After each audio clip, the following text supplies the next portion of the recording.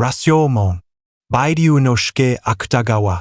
One evening, a servant was waiting for the rain to stop under the Rashomon gate. There was no one else under the wide gate except for him. A cricket was perched on one of the large pillars, which had patches of red paint peeling off. Given that Rashomon was located on Suzaku Avenue, it wouldn't be unusual to see a few more people taking shelter from the rain, like women with straw hats or men with soft caps. But today there was no one else. In the past few years, Kyoto had been struck by disasters like earthquakes, whirlwinds, fires, and famines.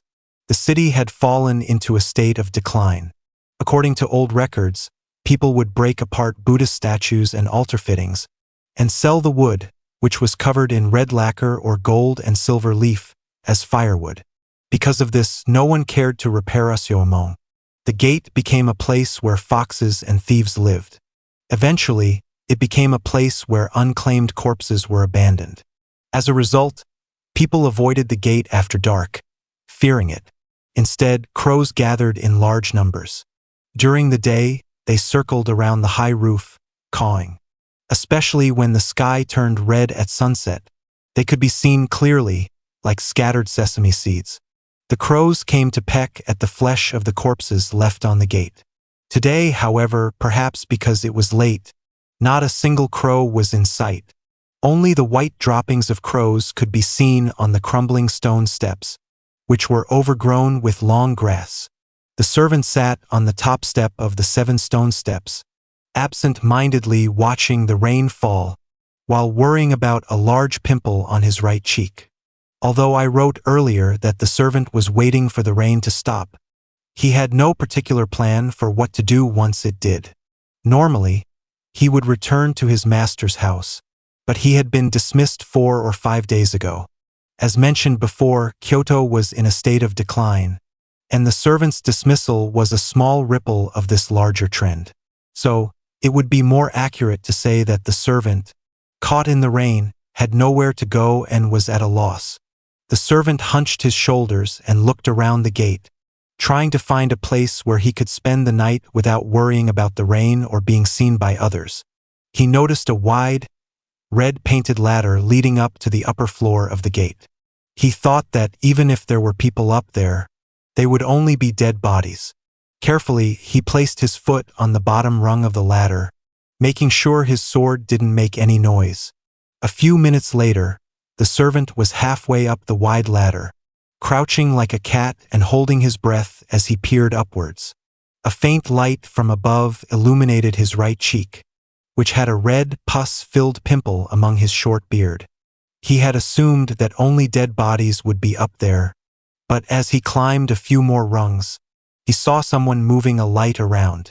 The dim, yellow light flickered on the cobweb-covered ceiling, making it clear that someone was up there. The servant climbed the steep ladder silently, like a gecko, until he reached the top.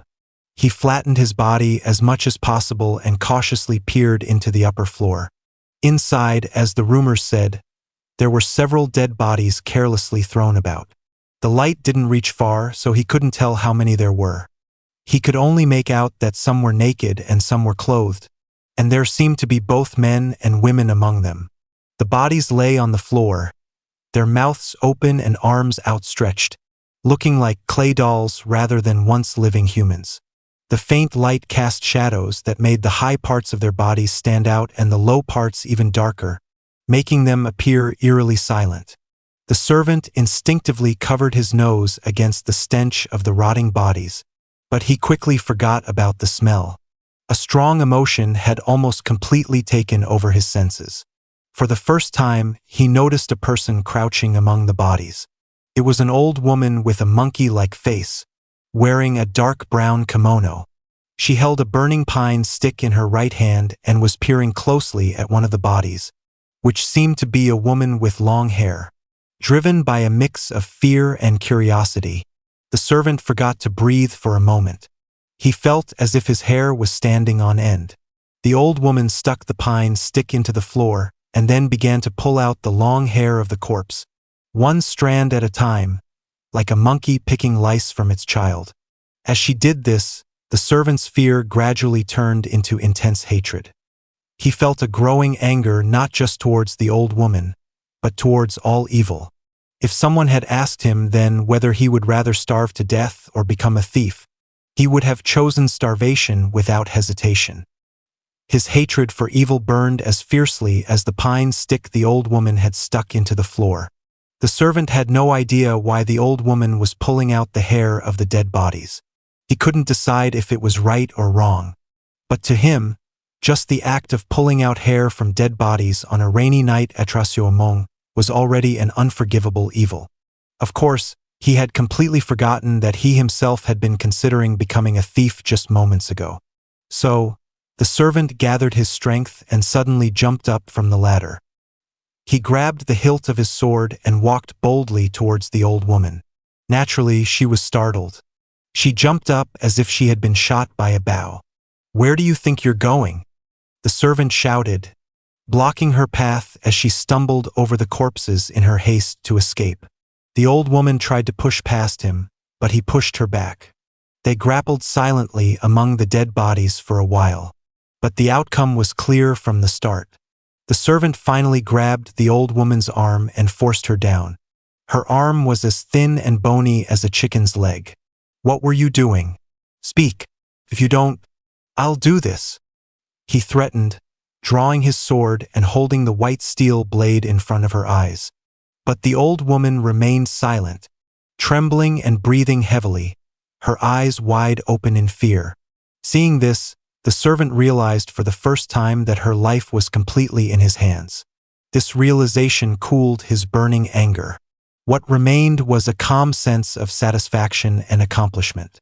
Looking down at the old woman, he softened his voice and said, "I'm not an officer from the police. I'm just a traveler who happened to pass by. I won't tie you up or anything. Just tell me what you were doing up here." The old woman widened her eyes even more and stared at the servant with a sharp, bird-like gaze.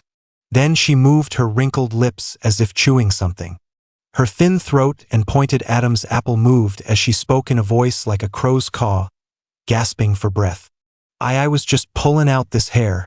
You see? Pulling out this hair to make a wig, that's what I was thinking," she said. The servant was disappointed by her mundane answer.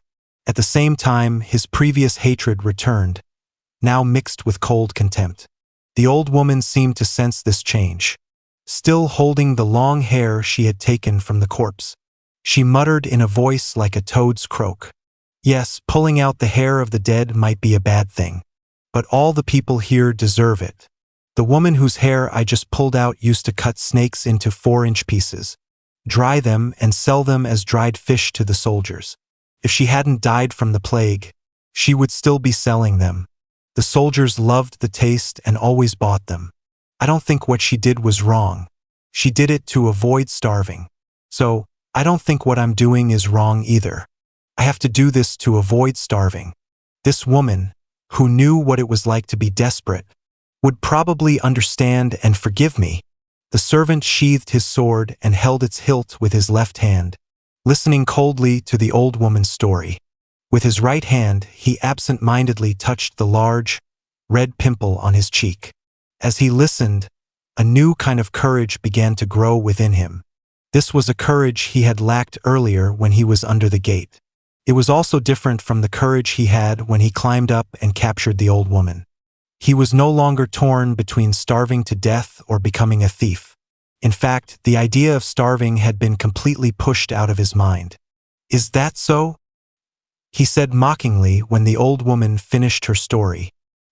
He took a step forward, suddenly letting go of his pimple and grabbing the old woman's collar. "Then you won't blame me if I rob you. I have to do this to avoid starving too." The servant quickly stripped the old woman of her kimono. As she tried to cling to his legs, he roughly kicked her onto the corpses. The ladder was only a few steps away. The servant, holding the stolen kimono, swiftly descended the steep ladder into the darkness.